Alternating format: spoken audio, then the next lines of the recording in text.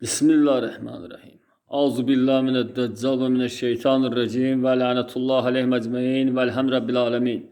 Allahumme salli ala Muhammed ve ali Muhammed aleyhi vel mehdi ve sallim teslimen.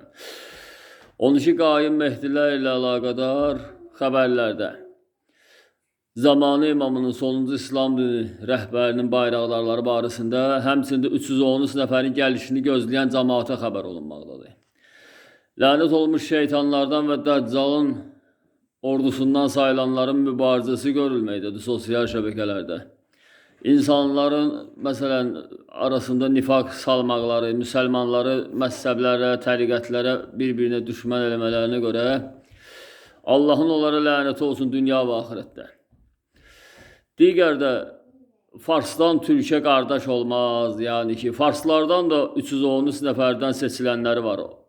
13 nəfər İrandandır, 13 nəfər də Türkiyədən xəbər edilməkdədir.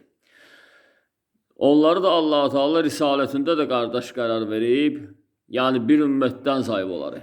Hansı ölkədən seçilmələrindən asılı olmayaraq Allah-u Teala öz risalətində qərar verib onları peyğəmbərlər kimi. 12 nəfər imam kimi, yəni peyğəmbərlərin də milliyyəti fərqli olub məsələn, müəyyən qədər peyğəmbərlər içində də yəni fərqli millətlərdən olub. Həmçində 313 nəfər içində də yəni fərqli millətlərdəndirlər. Azərbaycandan 3 nəfərdir, kimlər seçilib Allah tərəfindən salamlayır onları. 313 nəfərin 3 nəfəri Azərbaycandandır. 5 nəfər Gürcüstandan salam olsun, 7 nəfər İraqdan salam olsun, 5 nəfər İraq ərazisindən, Misir ərazisindən 7 nəfər xəbər edilməkdədir. Hardan seçiliblər? Allah-u Teala'nın salamı olsun onlara.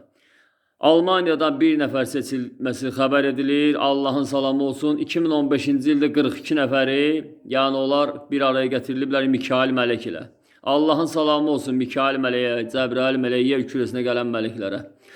Zamanı imamı öndə olmaqla 12 qara bayraq sahibləri olan 12 mehdilərə Allahın salamı olsun. Allahın firqəsindən olanlara Allahın salamı olsun. Böyük gündə, qiyamət günündən sonra öndə olanlara və sağ tərəf əhlində olan cəmaata Allahın salamı olsun. Müsəlmanlar arasında təfriqəyə, nifaqa, yəni ki, çəkindiririk insanları, lənət olmuş şeytanlardan fərqimiz yoxdur elə halda. İstəyir yazılı surətdə, istər şifahi sosial şəbəkələrdə.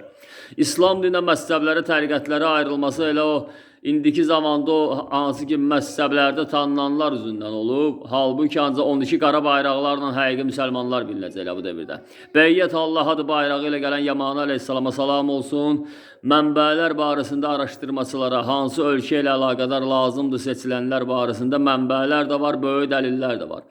Gəlişimiz də Allah-u Teala'nın böyük dəlilləri iləndir, möcüzələrlə gəlmişik. 3-cü qayyum mehdi barəsində Azərbaycandan maraqlananlar barəsində rəyləri qara rəngdən digər rəylərə dəyişdirilən təsbehi gətirin dəlil olaraq. Bir də rəngli malyuskaların rəngli muncuqları barəsində dəlil gətirin.